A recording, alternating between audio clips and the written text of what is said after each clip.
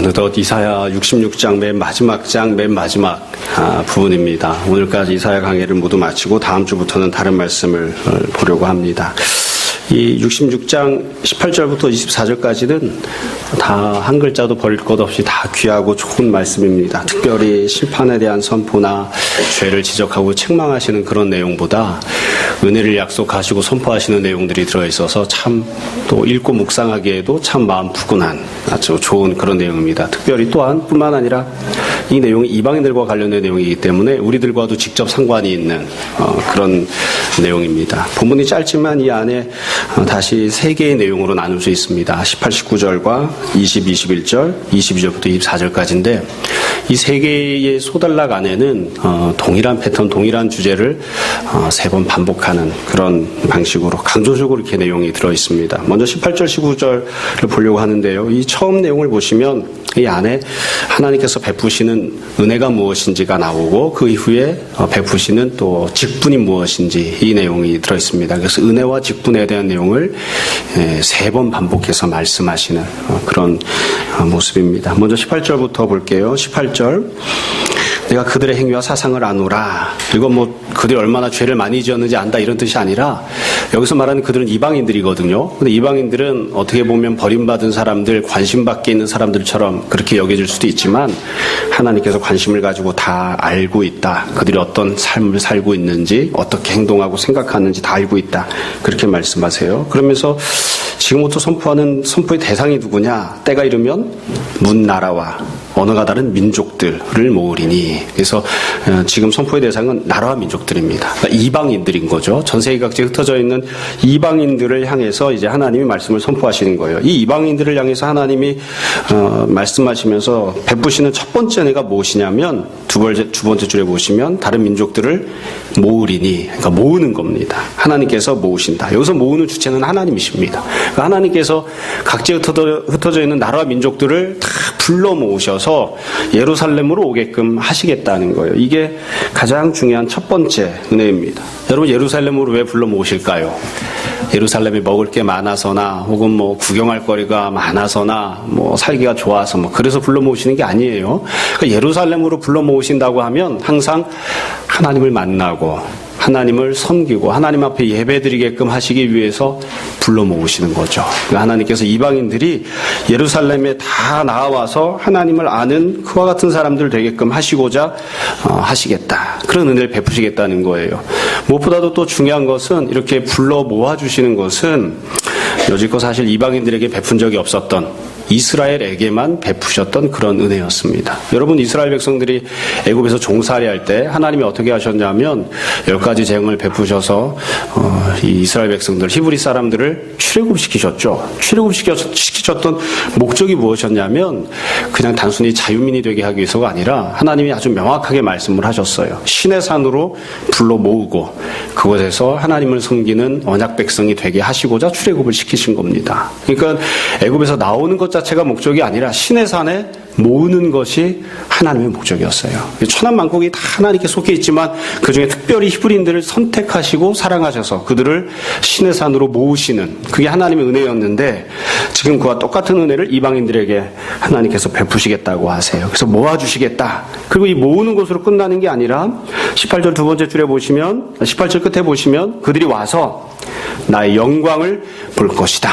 이게 하나님이 베푸시는 두 번째 은혜입니다. 하나님의 영광을 보게 하시는 거예요. 여러분, 우리가 흔히 하나님 앞에 나가서 예배 드릴 때에 하나님께 예배 드린다, 뭐 찬양한다, 경배한다 이렇게 표현을 하지 하나님의 영광을 목격했다 그렇게 표현하지는 않아요. 그러니까 구약 성경에서 하나님의 영광을 보았다 이 표현은 언제 사용하냐면 대제사장들이 1년에 한 번 지성소에 들어갈 때 혹은 뭐 이스라엘 백성들이 시내산에서 그 위에 직접 임재하신 하나님의 영광을 목격했을 때 그때 하나님의 영광을 보았다 이렇게 표현합니다. 그러니까 단순히 하나님께 나아가는 게 아니라 하나님의 은혜를 받는 그런 정도가 아니라 주변에 있는 다른 어떤 사람보다도 가장 가까이 하나님 앞에 나아가고 하나님과 가장 깊은 긴밀한 교제를 가질 때 그런 긴밀한 관계를 맺게 되었을 때 그때 하나님의 영광을 본다 그렇게 표현을 합니다. 그래서 하나님이 나라 민족들에게 이렇게 말씀하신 거예요. 두 가지 은혜를 베푸시는데 하나는 내가 너를 불러올게. 그리고 또 하나는 내가 너희들을 하나님의 영광을 보는 자들 그렇게 다 되게끔 하시겠다. 그렇게 말씀하시는 거예요. 이게 뭐 어려운 내용이 아닙니다. 그냥 쉽게 우리식으로 이야기하면 우리가 뿔뿔이 흩어져서 각자 자기 나름대로 살고 있었는데 하나님께서 나를 사랑하셔서 이방인들을 사랑하셔서 그들을 콕 집어서 불러와 주시고 그들에게 하나님의 영광을 보여주시는 그런 은혜를 베푸시겠다 이렇게 말씀하십니다. 여러분 이건 모든 신앙생활에 있어서 가장 기본이 되는 가장 핵심적인 가장 중요한 은혜입니다. 우리가 신앙생활하면서 누렸던 은혜도 가만히 생각해 보시면 다 여기서 출발을 하고요. 어떻게 보면 여기보다 더 이것보다 더 큰 은혜는 없을지도 모르겠어요. 우리가 다 예수님 믿지 않고 각각 자기 나름대로 자기의 삶을 살고 있었는데 하나님께서 우리를 불러주셨죠. 하나님께서 우리를 불러주시고 또 우리로 하나님의 영광을 목격하고 바라보고 소망하는 자가 되게 하시는 그게 바로 은혜를 받는 첫 출발점입니다. 은혜를 받는 첫 출발점. 그리고 가장 기본적인 거예요. 그래서 우리가 하나님과의 관계에서 문제가 생기거나 혹은 다른 어떤 어려움이 생기면 제일 먼저 이걸 체크하잖아요. 내가 제대로 지금 살고 있는가? 또 내가 지금 하나님 앞에서 온전한 모습인가? 그러면 제일 처음에 이걸 생각합니다. 내가 과연 하나님께서 부르신 그 부름의 모습대로 내가 하나님 앞에 나와 서 있는가? 그리고 내가 세상의 영광, 세상의 즐거움, 세상의 쾌락을 바라보지 않고 하나님의 영광을 목격하고 그것에 소망을 두고 살아가는가? 이걸 제일 먼저 체크를 합니다. 이게 제일 중요한 것이니까요. 그래서 하나님께서 이방인들에게 이와 같은 은혜를 베푸시겠다 이렇게 말씀하셨어요. 뿐만 아니라 이렇게 은혜를 베푸시는 것으로 끝나는 게 아니라 직분을 주시겠다 그렇게 말씀을 하십니다. 직분에 대한 내용이 19절이에요. 19절 다시 보시기 바랍니다. 내가 그들 가운데서 징조를 세워서 그들 가운데에서 도피한 자를 여러 나라 곧 첫 번째로 다시스, 두 번째로 뿔과 활을 당기는 룻, 세 번째로 두발, 네 번째로 야완, 다섯 번째로 또 나의 명성을 듣지도 못하고 나의 영광을 보지도 못한 먼 섬들 이런 곳들로 보내겠다 이렇게 말씀하십니다. 그러니까 하나님께서 이 이방인들을 나라 민족들을 부르시고 하나님의 영광을 목격하게 하신 다음에 그 사람들을 선교사로 다 파송을 하시는 거예요. 전 세계 각지로 어디로 보내시냐면 이 부름받았던 사람들, 부름받았던 이방인들과 이방인들의 예전 모습과 비슷한 사람들이죠. 하나님의 영광을 목격하지 못한 사람들, 하나님을 아직 알지 못하는 사람들, 그런 사람들에게로 파송하시겠다, 보내겠다 이렇게 말씀하세요. 그래서 그들이 보냄받은 자에 대해 하는 일이 무엇이냐면 19절 맨 끝에 보시면 그들이 나의 영광을 문 나라에 전파하리라. 그러니까 하나님의 영광을 전파하는 자가 되게끔 하시겠다 그렇게 말씀하십니다. 그러니까 하나님의 영광이란 뭘까요? 하나님의 영광이란 내가 본 거예요. 여기서 보면 나라 민족들이 부름받고 모여서 이렇게 모여 하나님께서 불러주시고 하나님께서 보여주시고 베풀으신 그 은혜이죠. 그게 바로 하나님의 영광입니다. 구원받은 하나님 자녀들이 되는 것. 또 신약식으로 이야기하면 우리 모두가 다 죄를 짓고 심판받고 사망에 처해 있는 그런 존재들인데 하나님께서 친히 임재하셔서 생명으로 부활로 영광으로 또 영생으로 채워주시는 그게 바로 하나님의 영광입니다. 그와 같은 것들을 나가서 증거하고 선포하는 자들이 되게끔 하시겠다 그렇게 말씀을 하셨습니다. 이 직분은 좀 다르게 표현하면 이렇게 이야기할 수 있습니다. 이전과는 다르게 살게 하시겠다. 내가 원하는 종류의 삶을 사는 게 아니라 주님이 원하시는 종류의 삶을 사는 사람들, 내가 기뻐하는 일을 하는 게 아니라 주님이 기뻐하시는 일을 하는 그런 사람들이 되게 하시겠다. 이게 직분입니다. 그러니까 지금 하나님께서 18절 19절에서 아주 간단하게 말씀을 하세요. 하나님께서 이방인들에게 나라 민족들에게 두 가지를 말씀하시는 거예요. 첫 번째는 내가 너에게 은혜를 주마. 두 번째는 내가 너에게 직분을 맡겨주마. 하나님께서 이사야를 결론하시면서 맨 마지막에 하시는 말씀입니다. 다시 말씀드립니다. 하나님이 우리에게 베푸시는 은혜는 우리를 불러주시고 하나님의 영광을 목격하게 하시는 것이고 우리에게 맡겨주시는 직분은 나아가서 내가 받았던 그 은혜를 다른 많은 이방인들에게 동일하게 증거하고 선포하는 은혜의 통로가 되는 것입니다. 내가 원하는 삶이 아니라 주님이 원하시는 삶을 살아가는 그게 바로 이사야의 맨 마지막에 나오는 결론이고 오늘 본문이 기록하고 있는 내용입니다. 여기까지 하면 다 한 겁니다. 이 내용을 3번 반복했습니다. 3번. 여러분 그래서 이 첫 번째 18절 19절 선포를 우리가 보았고요. 두 번째 20절 21절을 봅시다. 지금 드린 말씀을 염두에 두시고 보시면 아주 쉽게 알 수 있습니다. 이 20절 21절에도 마찬가지로 하나님 베푸시는 은혜와 두 번째로는 하나님이 맡겨주시는 직분이 나옵니다. 먼저 받은 은혜를 봅시다. 20절 나 여호와가 말하노라 이스라엘 자손이 예물을 깨끗한 그릇에 담아 여호와의 집에 드림같이 그들이 너희 모든 형제를 문나라에서 나의 성산 예루살렘으로 말과 수레와 교자와 노새와 낙타에 태워다가. 여러분, 이게 하나님 베푸신 은혜예요. 이 은혜가 뭐냐면 이 나라 민족들이 다 뿔뿔이 흩어져 있었는데 근데 하나님께서 이스라엘을 사용하셔서 그들을 예루살렘으로 태워오시겠다 이렇게 말씀하십니다. 여러분이 예루살렘으로 태워온다라고 하는 것은 앞에서 보면 하나님이 부르시는 거예요. 모아주시는 거예요. 똑같은 말이에요. 하나님이 부르시고 모아주시는 것이나 이스라엘이 각지에 있던 이방인들을 나라 민족들을 태워오는 것이나 똑같은 것이죠. 그래서 하나님께서 나라 민족들이 다 예루살렘에 모이는 사람들, 하나님 믿고 섬기는 사람들 되게 해주시겠다. 지금 그렇게 말씀하시는 거예요. 근데 이 예루살렘으로 올 때 어떻게 오느냐면 그냥 오는 게 아니라 앞에서는 그냥 하나님이 부르신다고 했는데 지금은 이스라엘이 데리고 오는 것으로 되어 있죠. 이스라엘이 데리고 올 때에 20절 중간에 보시면 말과 수레와 교자와 노새와 낙타에 태워서 온다 이렇게 되어 있습니다. 이걸 다르게 표현하면 뭐냐면 우리식으로 표현하면 예전에는 이게 다 자동차거든요. 그러니까 좋은 자동차를 마련해서 자동차를 보내주고 그 자동차에 태워가지고 대접하면서 데리고 오겠다고 말씀하시는 거예요. 여지껏은 사실 이방인들이 구원받을 때 대체로 어떻게 구원받았냐면 이스라엘과 전쟁에서 패배하거나 아니면 노예 생활하고 있다가 쫓겨나거나 그리고 나서 하나님 믿는 사람들이 되어서 구원을 받았습니다. 근데 그게 아니라 너희가 그냥 포로가 돼서 끌려와서 하나님 믿는 사람들이 되거나 노예 생활하다가 하나님 믿는 사람들이 되는 게 아니라 귀한 존재로 여김을 받으면서 귀하게 대접을 받으면서 너희들이 하나님 앞에 모아지는 그런 모습이 될 것이다. 그렇게 말씀하시는 거예요. 하나님께서 내가 너희를 잘 섬겨주겠다. 잘 대접하고 귀히 여기면서 너희를 불러서 예루살렘으로 내가 태우고 올 것이다. 이스라엘을 그 목적을 위해서 내가 사용하겠다. 그렇게 말씀을 하세요. 또 이와 같은 은혜를 베푸시는 것만이 아니라 또 두 번째로 베푸신 은혜가 있습니다. 그 두 번째로 베푸신 은혜가 무엇이냐면 하나님 앞에 예물로 바쳐지는 것입니다.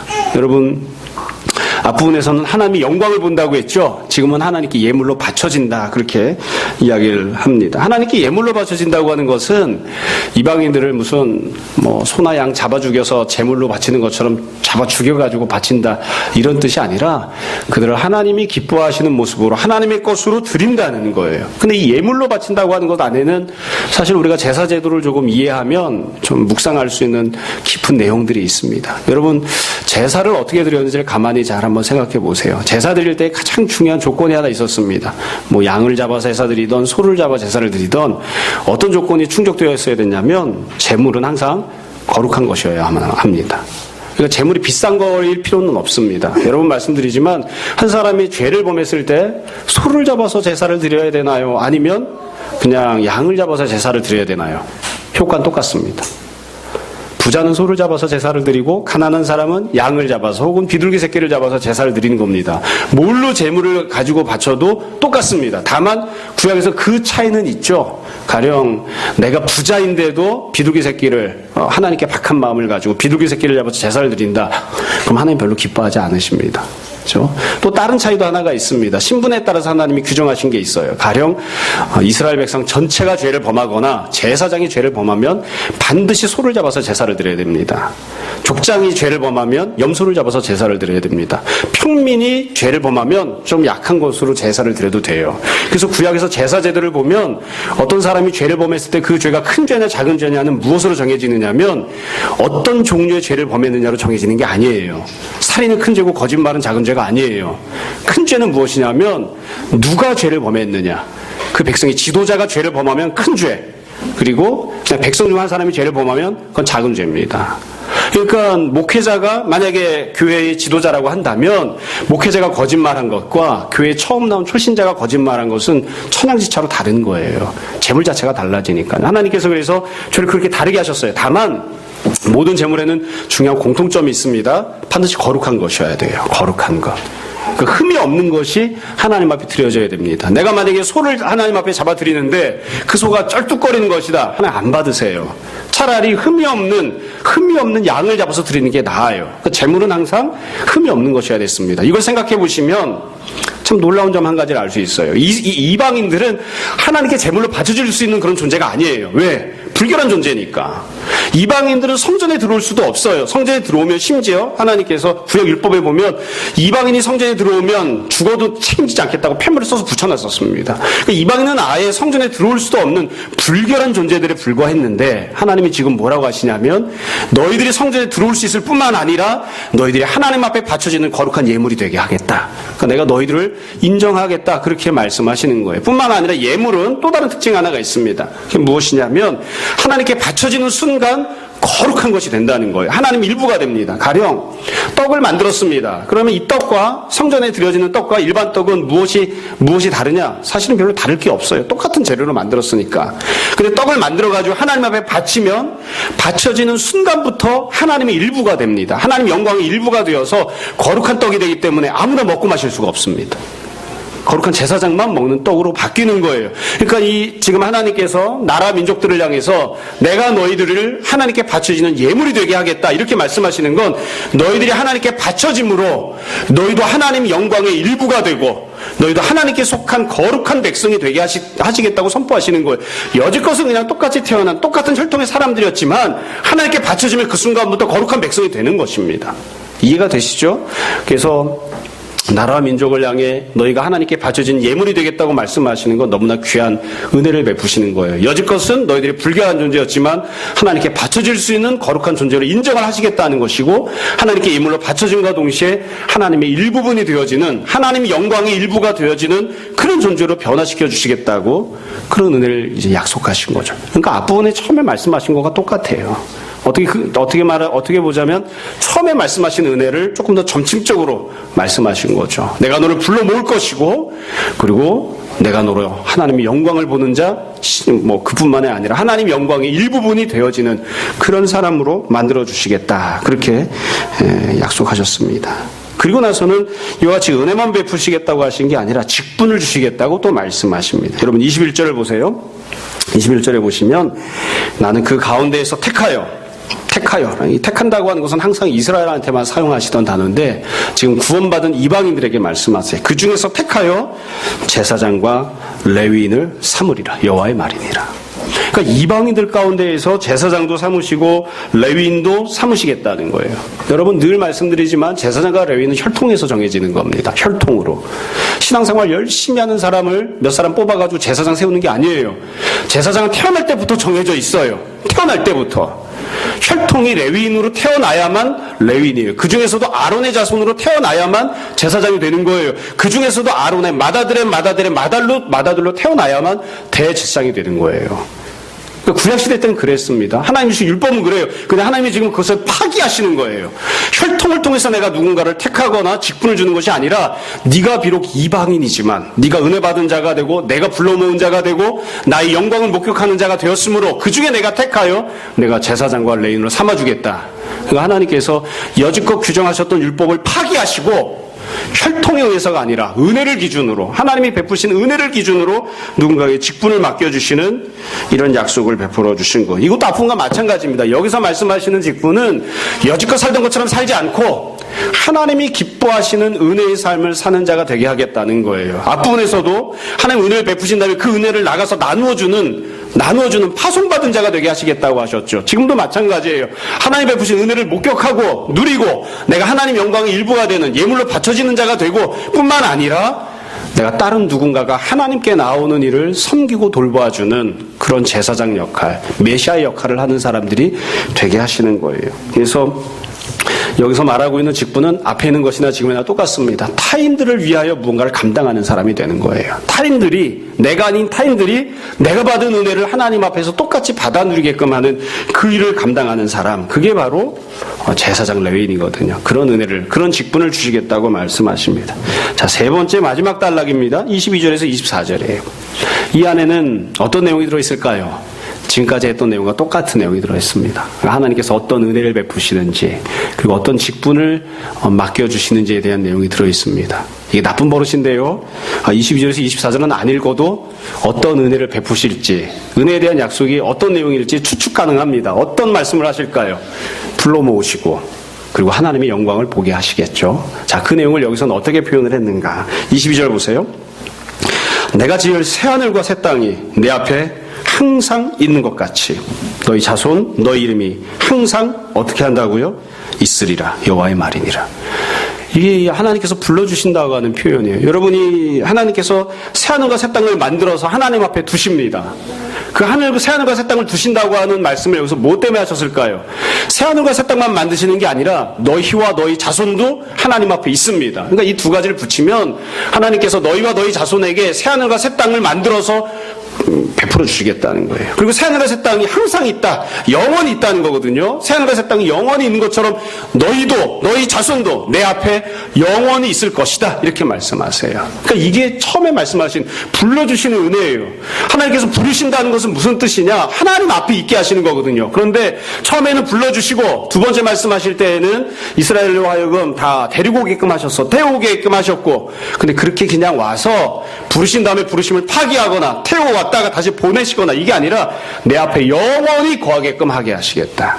하나님 앞에 있는 자들이 되는 거예요. 하나님 앞에 있는 자들. 그러니까 하나님을 만나고 하나님을 섬기고 하나님을 예배드리는 자들이 되게 하시되 한 번 잠시 이렇게 하는 것이 아니라 하나님이 베푸시는 은혜 안에서 새하늘과 새 땅 가운데서 영원히 그 은혜를 누리는 자들, 하나님과 영원히 관계를 맺고 살아가는 사람들이 되게 하시겠다.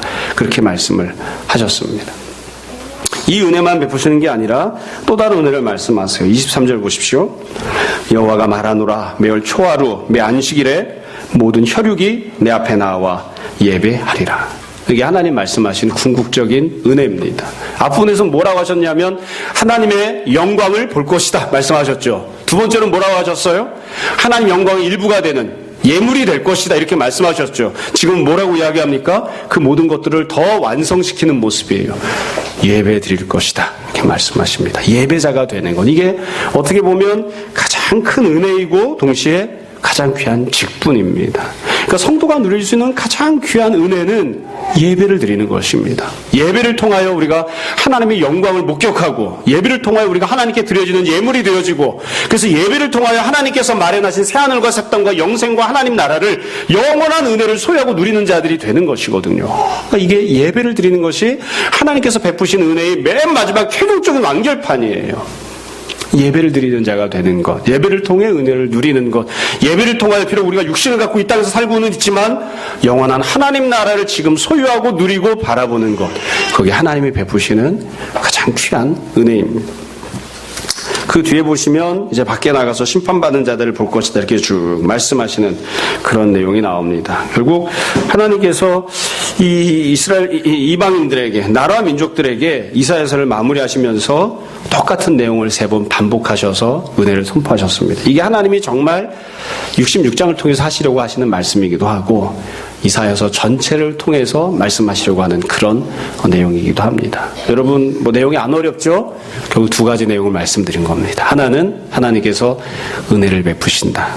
또 하나는 하나님께서 이전과 다르게 살아가는, 하나님을 기쁘시게 하는 삶을 살아가는 다른 누군가를 하나님께로 인도하는 직분을 받는 자가 되게 하신다. 이 두 가지를 선포하셨습니다.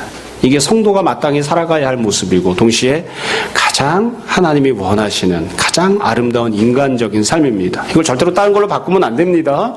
은혜가 풍성한 삶, 하나님께서 불러주셔서 하나님 앞에 나오는 사람, 하나님의 영광을 목격하는 사람 뿐만 아니라 그것을 다른 사람들에게 나누어주는 통로 역할을 잘 감당하는 그런 직분을 감당하는 사람, 이게 가장 귀하고 아름다운 것인데 이걸 자꾸 우리가 바꾸려고 해요. 하나님이 불러주시는 것보다는 참 돈이 굴러 들어오는 것을 원하고, 하나님의 영광을 보는 것보다는 혹은 내가 원하는 것을 성취하기를 원하고 다른 것들로 자꾸 대체하려고 하죠. 그렇게 하지 말아요. 그렇게 해서는 안 됩니다. 우리들이 소망할 수 있는 가장 귀한 은혜가 바로 이 은혜입니다. 여러분, 우리가 2017년도를 새로 시작하고 살아가면서 늘 마음속에 이런 소망들이 늘 가득했으면 좋겠습니다. 어떻게 1년을 살아야 될까? 또 어떤 은혜를 소망해야 될까? 또 하나님께서 우리에게 무엇을 가장 원하시는가? 그럼 항상 머릿속에 이 두 가지 단어를 잘 기억하십시오. 은혜 받는 자, 직분을 감당하는 자. 은혜 받는 자, 직분을 감당하는 자. 그것이 가장 귀하고 아름다운 모습입니다. 참고삼아 한두 가지만 더 말씀드리고 말씀을 마무리하려고 합니다. 하나님께서 은혜를 받고 직분을 감당하는 사람들이 되라 이렇게 말씀하셨는데, 이제 늘 말씀드리는 거예요. 구약을 이야기할 때마다. 이 말씀이 그대로 성취가 되었느냐? 이 말씀이 성취가 된 적이 있습니까? 이방인들이 예루살렘에 간 적이 있나요? 이방인들이 제사장이 된 적이 있나요? 없습니다. 그러니까 늘 우리가 고민을 하잖아요. 어떻게 하나님께서 약속하시고 말씀하셨는데 이 복이 성취가 안 됐으면 이거 말짱 꽝 아닌가? 이거 거짓말 아니야? 이런 생각을 하게 돼요. 여러분, 이방인들 중에 제사장 되는 거 보신 적 있습니까? 레위인 되는 거 보신 적 있으세요? 우리나라에는 뭐 회당조차 없으니까, 우리 성전에 가지도 않으니까 이건 성취된 적이 없어요. 그래서 결국 어떻게 되었느냐?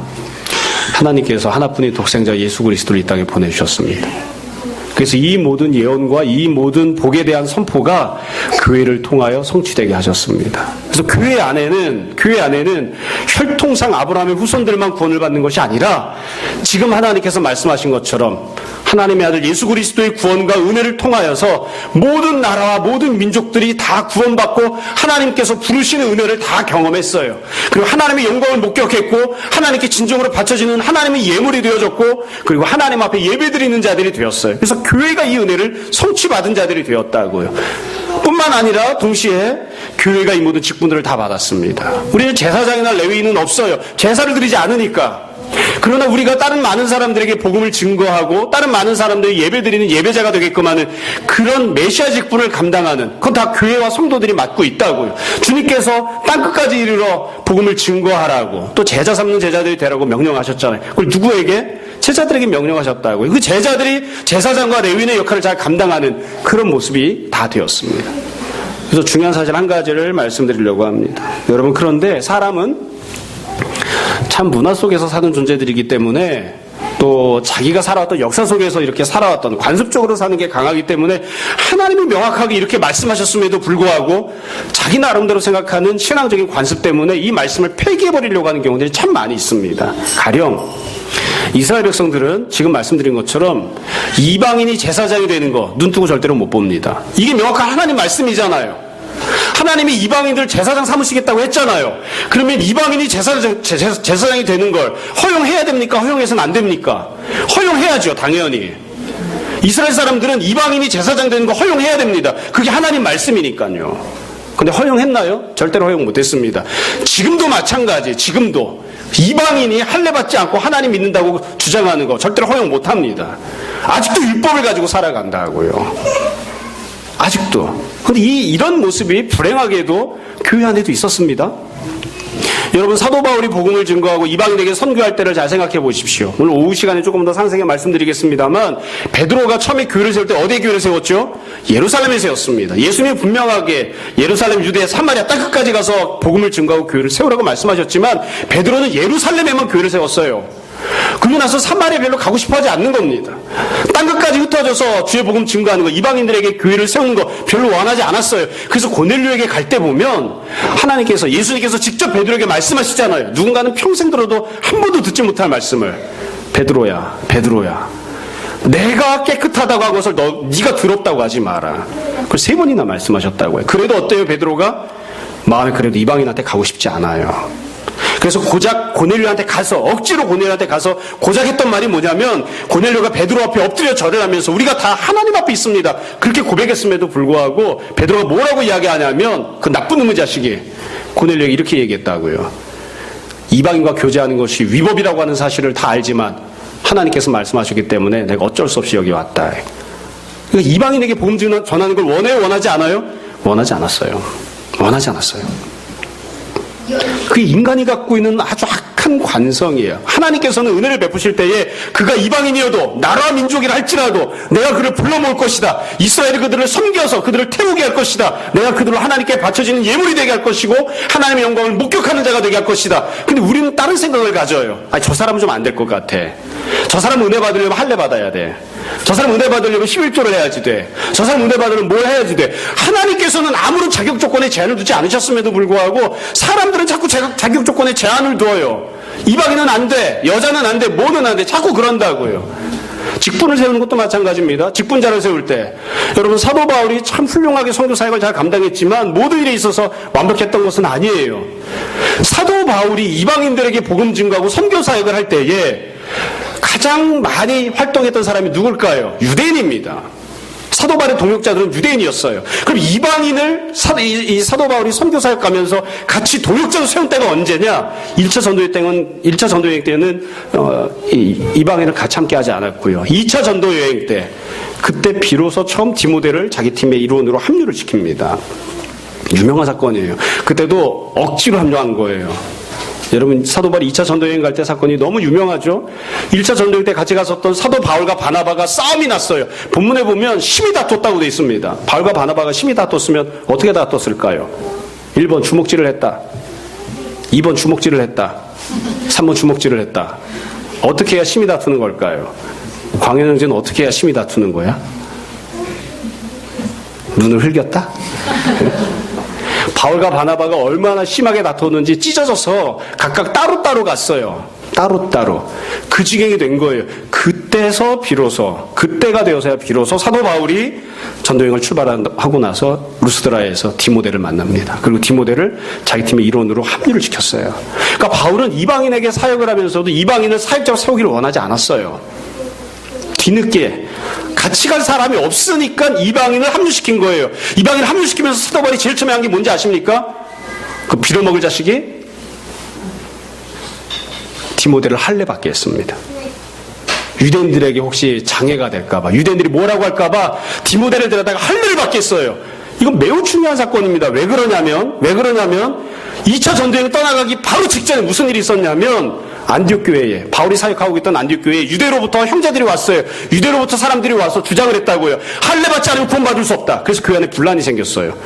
사도 바울이 그 문제를 해결하기 위해서 예루살렘 공회를 소집하고 예루살렘에서 사도들이 모여서 이방인들에게 할례받거나 이방인들의 율법 지키라고 주장할 필요가 없다 결정을 했어요. 그 결정이 이루어지고 난 다음에 사도 바울이 이방인이었던 디모데를 자기 사역팀의 일원으로 받아들입니다. 받아들이면서 제일 먼저 한 게 뭐라고요? 할례받게 하는 겁니다.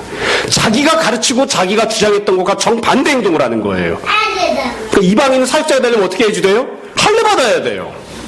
하나님은 그렇게 말씀하신 적이 없어요. 하나님은 지금 본문에 보시면 하나님께서 이방인들을 제사장으로 레위인으로 삼으겠다고 하실 때 조건을 달으셨나요? 조건을 달지 않았어요.